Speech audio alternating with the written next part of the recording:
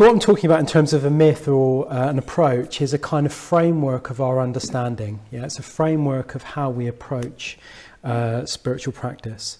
Also, in a way, our lives as well. But another way of putting it, it's how we go about manifesting or expressing these qualities of Buddhahood, or in a way, whatever qualities you're here to develop, whether it's kindness, patience, mindfulness. Welcome to our Dharma Night class.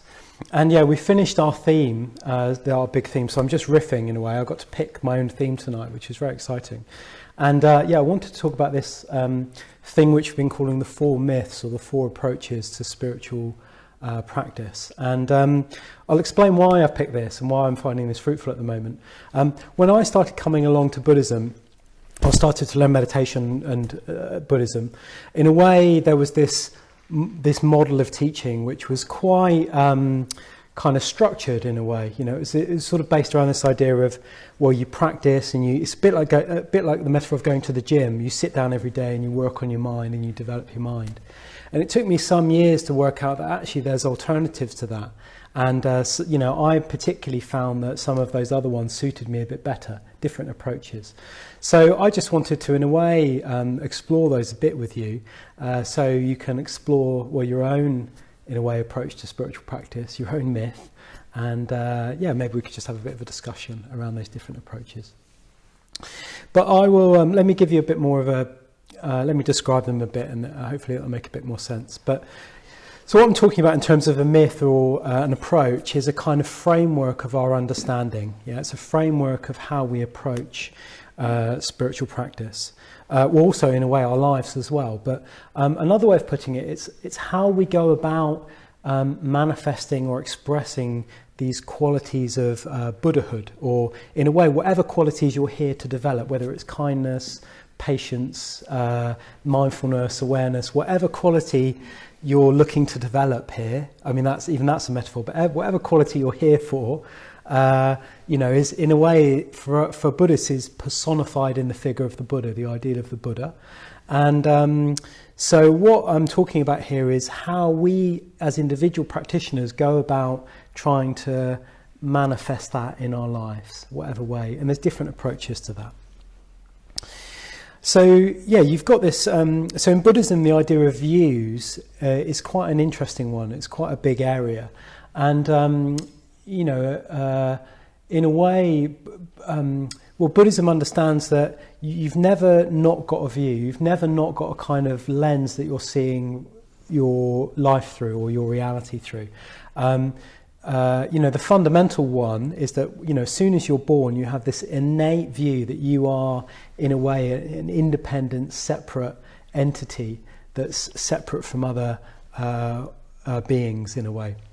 And that is the kind of start point with which all these other views are layered up upon. So that's what Buddhism says. There's this fundamental, it talks about a fundamental delusion, a fundamental way of seeing the world, which isn't completely in accordance with well, what Buddhism says how things are, or there's a different way of seeing the world to that. But then as we in a way have experiences, whether, you know, as we grow up from a baby and we have experiences, we acquire these other views and perspectives, and some of them are taught to us. You know, we've all had education. We've been fortunate to have education, haven't we? But nevertheless, we've acquired views as a result of how we've been taught and what we've been taught, and views that we've picked up from our families, our friends, the media, society, and so on. And some of those views we've, in a way, chosen, we've decided to take on, or we've even created ourselves. And some of those we will not be aware of, in a way. Some of those will be so kind of built into the fabric of our environment that we won't, in a way, notice that they are our prevailing views. Yeah, we'll sort of take them on unnoticed, unquestioned. And this sort of, in a way, this whole sort of basket of views, this basket of kind of yeah, like ideas and thoughts and perspectives, well, they form our whole kind of view of the world. They form our personality, they form our belief system, they form what we value in life, our cultural preferences. In a way, they make up who we are, or at least they're a large component of who we are, or who we think we are. So that's the sort of, in a way, just a quick overview of the Buddhist kind of idea about views and why these views and approaches are important.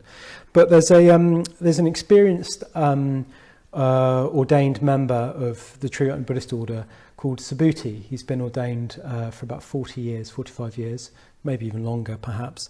He's a very experienced teacher, and he's had a lot of, in a way, he's witnessed a lot of different Buddhist practitioners in our movement.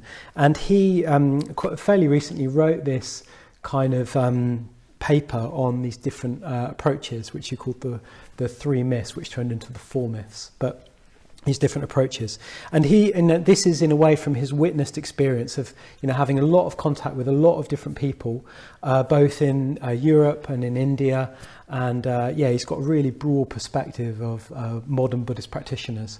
So he sort of in a way identified that there were these different types of practitioners, these different types of people, different ways of practicing, different approaches to practice, which of course are part of these views. I must say that not all views are negative as well. There's just, some views can be negative, some views can be positive, but collectively they form this kind of perspective on who we are. So I'll just run through these four kind of ways of practice, these four types of practitioners that he identified. And I'll say a little bit more about, I won't say too much about them, I don't want to go on too long, but I'll bring in Aryanisha at some point and we'll have a little discussion about them and then we can open it up. So the first view he identified is what is called development. So this view that enlightenment or the qualities of enlightenment or wisdom is something that we develop. So again, it's this sort of model of training. We train our minds, we learn, we work at growing, we apply effort, and those qualities are something we move towards, or we attain in a way. And a similar metaphor would be one of a path. So Buddhism really loves this metaphor of a path, that the Dharma is a path that we sort of progress along. And in a way, the spiritual growth or spiritual development is a path of regular steps. So we meditate every day, and over the time that collectively creates a sort of positive effect. And this is, in a way, a quite common model, particularly at these sort of classes you get, drop-in classes. It's quite often the first model you encounter. It's certainly the first model I encountered. And in a way, there's not... I'll say a bit about the pros and cons about it later, but in a way, it's pretty good as a starting model, but it's not the only model. Yeah, it's not the only model. There's this idea of the myth of development, or the approach of development. Another model is what's called surrender, or particularly self-surrender. So there are some practitioners that, in a way, respond to the qualities of enlightenment. These qualities, whatever it is that in a way that you want to manifest, move towards, whatever, are sort of in a way out there, and they're personified by something greater than ourselves. So in a way, it's a bit like a higher power, or a collective consciousness, or whatever it is. The sense of that's personified in something bigger than us. And what we need to do in order to, in a way, manifest it is just to open up to it. We need to open ourselves up to it, cultivate receptivity, and that will have an effect on us. And in a way, it's sort of what we do with a shrine. In a way, this is a representation of qualities. And I mean, this is quite a small example, but you can get really big ones, can't you? Particularly in India, like massive 100-foot high ones. And people have a sort of devotional response to them. One sort of form of practice of engaging in this approach is ritual, is devotional practice, is respect, is reverence, and in a way, in that process, you can have the experience of, in a way, receiving something from that higher force or higher power. You could receive blessings, and that is the thing that manifests within you. Yeah, manifests within you. Interestingly, it's also, in a way, like the approach that we take with when we do visualization practices, or perhaps where we appreciate Buddhist art or create art. It can be something of that self-surrender. So in a way, the qualities are out there and we're opening ourselves up to them. Yeah. So with me so far, that makes sense? Yeah. Okay, so there's two more. There's this other one, other approach called discovery. So this is the sort of approach whereby these qualities of whatever it is, kindness, love, wisdom, whatever it is you're looking to develop, are already within us, that we don't need to go in a way, we don't need to cultivate them, we don't need to grow them, they're already within us. But all we need to do is we need to just realize them in our own experience. We need to discover them. And this particular approach is one whereby we look, our practice is one of opening up, of letting go of the things that get in the way. So in a way, the fact that you've already got these Buddha qualities in you, you're already, in a way, you're already a sort of, one to the most extreme is that in a way you're already a Buddha, but there's something in the way of you manifesting that. There's something sort of blocking that. There's something, our views or habits are getting in the way of that. And what we need to do to realize that is just open up, just realize, let go, discover what's getting in the way, and kind of open ourselves up. So again, it's still active.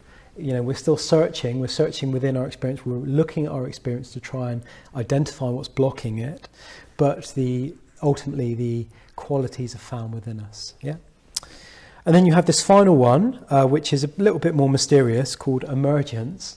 And again, it's in a way the opposite. Well, it's similar to the discovery myth in that the qualities are still found within ourselves, that we are inherently already have the Buddha qualities within us. Yeah, we have the love, we have the wisdom, it's already within us. But we don't need to particularly do anything about it in a way. It's sort of a natural process that they will gradually emerge of their own accord, much like the metaphor of like growing a seed. In a way you plant, it's lovely, isn't it, when you plant a seed and it grows, and it's nice to think that you had something to do with that, but actually the seed pretty much does it itself, doesn't it? You put a bit of water on it and it grows. This amazing little thing just grows out of this tiny little seed, and it can grow into a great tree. So it's this idea that we already have this potential within us, and actually we don't need to do very much about it. It will just eventually realize itself of its own accord. And in a way I was thinking, this wasn't in the paper in a way, but I was thinking in a way it accords with this idea of sort of destiny or fate or something, that there's an inevitability about our growth, and that we don't have to concern ourselves too much with how we get there. So they're the four myths. You can probably already see that they have strengths and weaknesses to them. Yeah, they have strengths and weaknesses. So there's a natural, there's limitations in each of those, isn't there? In terms of our practice. So, you may also notice that you have an immediate response to one or the other. You may think, oh yeah, I'm really like that. I really like that, and actually I really don't like that. That doesn't sound like practice to me, or I don't really get that. So we may instantly notice that we have a sort of affiliation with one or another. And I will say it's not like we necessarily only fall into one camp either. I think at different times we can have different approaches to different things. Sometimes if you're trying to get a meditation practice going, sometimes it's really good to be disciplined, isn't it? And get up every morning and do your half an hour every day, and sort of in a way like take that going to the gym kind of approach, about it. But other times maybe that's a bit too narrow because we're pushing ourselves and we need to actually open up to something a bit more. So it's not that it's not that we just have one of them, and it's not that any of them are particularly better than any other one, if you see what I mean. And it's also not true that, it's also not the case that any one of them are any truer than any other one. It's simply a case of having these different approaches that we can use and utilize. And the value of them from our point of view is it's really helpful to objectify where we're coming from. You know, what is it that we bring into our practices? It's even good to sometimes realise what other people are teaching you. Which approach are people teaching you out of, in a way? Is this, are they kind of trying to train you? Are they trying to help you see your own experience? And it's really good because whatever we do, whatever approach we like, at some point it will run out on us. At some point we'll get so far, and then it will sort of, in a way, we'll get a bit stuck. So it's really good to, in a way, have an idea about different styles, because at that point, when you get a bit stuck, if your practice is feeling a bit flat or dry, or it's not feeling very alive, well then you've got options to change your approach. So it's very, very good to, in a way, have an experience of that. And I will just say, I will stop in a minute and bring Aryanisha in, but I said each of them has strengths and limitations, but in a way they also complement each other. Yeah, they also complement each other. Like I said, that if you have that idea of training or development and it dries up, well then you can bring in a bit more, well, I'll just let go. You know, I can just surrender and I can just let go. And so we can use the different strengths are complementary. So there's lots more I could say. In a way, this is such a big area, you could make a whole course out of this. I am thinking about running a sort of 8-week course in a way on it, but I just thought I'd kind of give you a bit of an overview. I might just bring in Aryanisha now to see what she's got to say about it.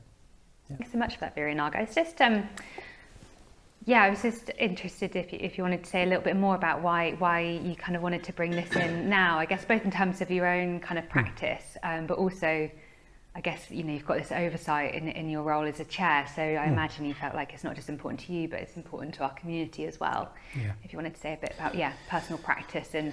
Yeah, there's a lot I could say about that. Well, in a way,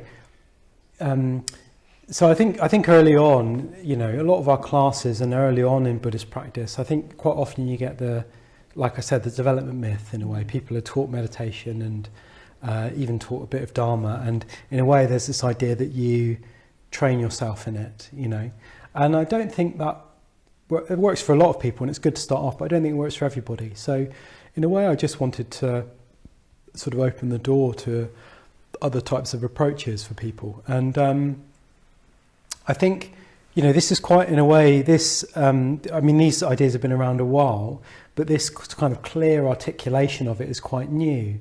And so what I'm quite interested in is finding different ways of exploring these different approaches in classes like this, different styles of practices and so on. Because they're all, in a way, you can look at different Buddhist teachings and find whole schools of Buddhism that are built around these particular approaches to practice, almost quite diametrically opposed schools at times, but they're all trying to get to the same thing, but from different avenues. So I'm interested in having a range of approaches to cater for a range of different types of people. Yeah.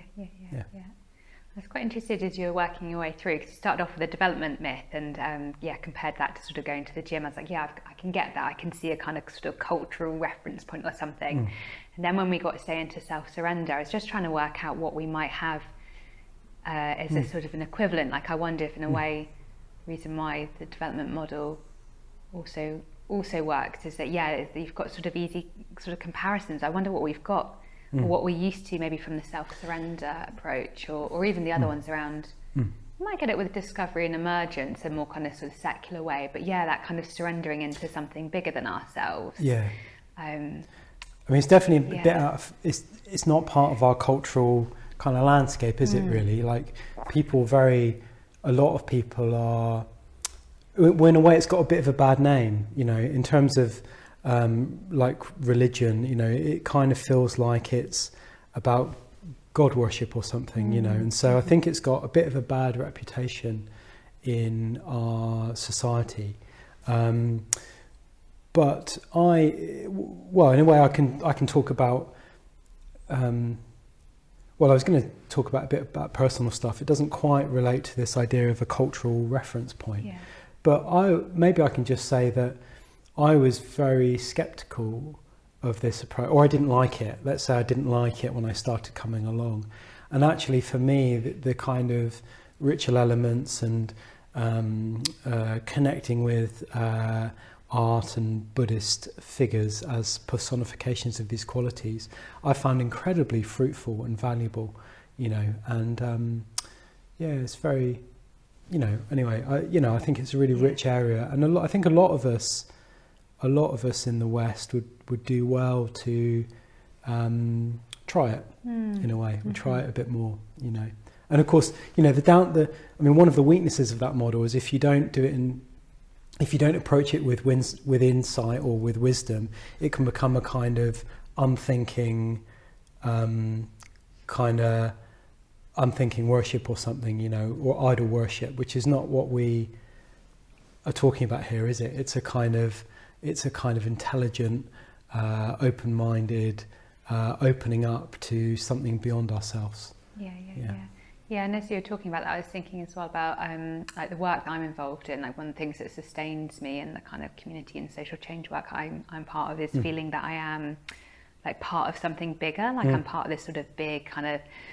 I've got lots of colleagues in the sector that I meet up with frequently when things are difficult. Yeah, there's a sense of we're part of this bigger thing together. It doesn't have a kind of spiritual component to it necessarily, but. Yeah, there is that sense of something sort of beyond me that I'm kind of contributing to and a part of, which I feel often we're just really lacking in our society. Actually, there's such a strong pull towards individualism. So for me, anything that's kind of opening up into that. I mean, I personally sort of really love ritual and things like that in a Buddhist context, but even in the kind of sort of secular work world, I think anything where we're feeling like we're part of something, I think is really helpful. Well, it's part of, in a way, human nature needs it, doesn't it? I mean, you're exactly right. I think we're so, in a way, our culture's quite individualistic and materialist. And the result of that is huge rates of depression, burnout, loneliness, isolation. We've just been through lockdown where all of that has become a crisis, and in a way I think that's what we're really lacking is connection with something more than us. Yeah. I thought it was interesting that we had these kind of two trends happened. One was towards the kind of individualism and sort of response in fear, and then get like the toilet roll hoarding kind of approach. But then you also had the mutual aid groups come up, and I was in touch with the Lambeth one with the work I was doing in the community, and people loved it. Like in a way, people were so. It was an awful thing to be going through together, and there was a huge amount of kind of joy and positivity to be part of something that people haven't been able to experience. So I think in a way people are hungry for it. We just don't necessarily quite know that that's what we want. Yeah, it's still early days, isn't it? For in a way, realising that in our culture. Yeah. So what about your sort of favoured approaches? Could you say, do you have, when I was going through those four, do you have a particular kind of affiliation with one or two of them, or one that you didn't at all, or don't? Yeah. Well, I think I've done the development approach to a certain extent, but I think I bring a certain set of views into it around maybe not sort of feeling good enough and sort of a tendency towards sort of perfectionism, which obviously in a Buddhist context means that you're aiming towards enlightenment all the time, which can be quite stressful if you bring perfectionism to that. So I think I had to sort of let go of that a little bit because I was bringing in that, those kind of slightly unhelpful views. And some things I found like I just wasn't being honest enough about how often I was meditating and things like that, because I just realised I had an idea that to be a kind of good Buddhist and a good meditator, if I wasn't doing it every day, and it's something I'd struggled with, that if I held on too strongly to that model, I wasn't bringing in other bits of me. So I think, maybe more now the, maybe the sort of self-discovery emergence model. I was talking to a friend over the last year or so that I feel I've got this like Michelle Obama version of me inside somewhere that I don't quite know how to like bring into the world. So maybe that's more on the kind of discovery emergence side. It's more kind of an internal process I'm sort of going through. And maybe some around the self-surrender as well. I'm trying to think of the things I actually do in my own practice and how they would map on. I basically do like a tarot card reading for myself pretty much every single day, and I wonder if that's a kind of that might fit more into the kind of internal. Well, in a way, yeah, that's right. It's in a way it would fit with the idea of discovery, because discovery is about analysing your experience. You know, in a way you're looking at your experience, aren't you, and trying to categorize it or understand it, you know. So that would in a way fit with this idea of there's an internal. Yes, yeah. And I guess I have that with my name means she whose dream is of the noble ones, and I do. I mean, I talk a lot about my dreams to my friends. It's one of the one of the downsides or upsides, depending on how you see it, of being a friend with me. So yeah, I guess that side of it as well, of like looking into what's happening on in my kind of subconscious as well, might be that more kind of discovery model.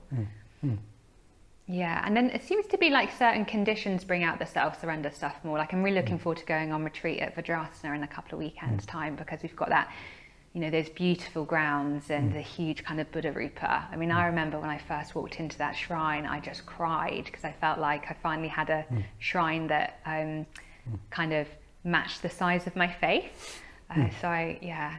But I find that harder to access sometimes in London. I have to put more work into seeing that kind of higher power, whatever it is I feel it is in my day-to-day life. It's a bit more work. It's less kind of apparent. I mean, it's interesting you were talking about, you know, you were saying in a way you didn't meditate every day, and you didn't in a way want to talk to people about that. Because I think one of the lovely things I really like about this model is it helps us avoid judging others' practices.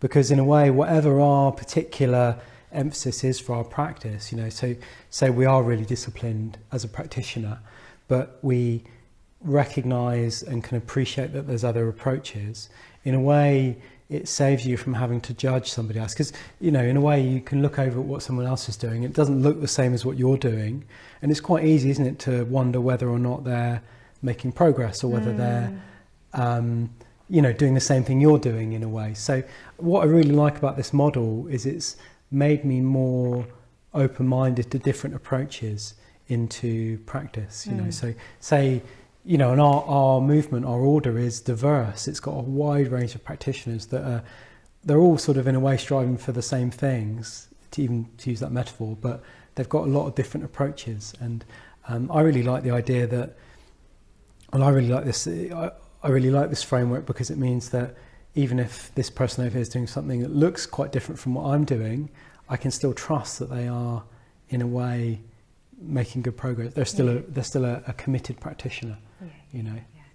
Yeah, and certainly for me it's knowing, often for me it's sort of lacking confidence to sort of articulate what it is that I'm doing and feeling like I can kind of really stand behind it. Like saying I do a tarot card reading every single day is kind of one of my main practices. Like, yeah, I've got more of a language to sort of articulate what I'm doing in, which I think is quite helpful. In a way, practice is whatever helps us grow, isn't it? You know, whatever helps us cultivate these qualities. So there'll be a range of different. Well, there'll be a vast array of different things people do to do that. But I think, it's helpful to have these sort of labels, isn't it? Or in a way, have this way of talking, a common language. That's what I want. It's useful to have a common language in a way to talk to other people about different ways of practicing. And it makes me just feel like things are just very abundant, actually. I think that's one of the things I love about our movement, is that because it's ecumenical, it just sort of draws on a huge amount. And as you said, if things are getting a little bit dry, or do you just need something a little bit different at different times, like there's so much you could be kind of like drawing on. You don't have to feel like you're getting stuck if something isn't working after kind of trying it for a while. You can explore a different way. Great. Should we leave it there for discussion? Leave it there, Great. Good. Thanks. Great. So I hope you enjoyed that Dharma Night talk.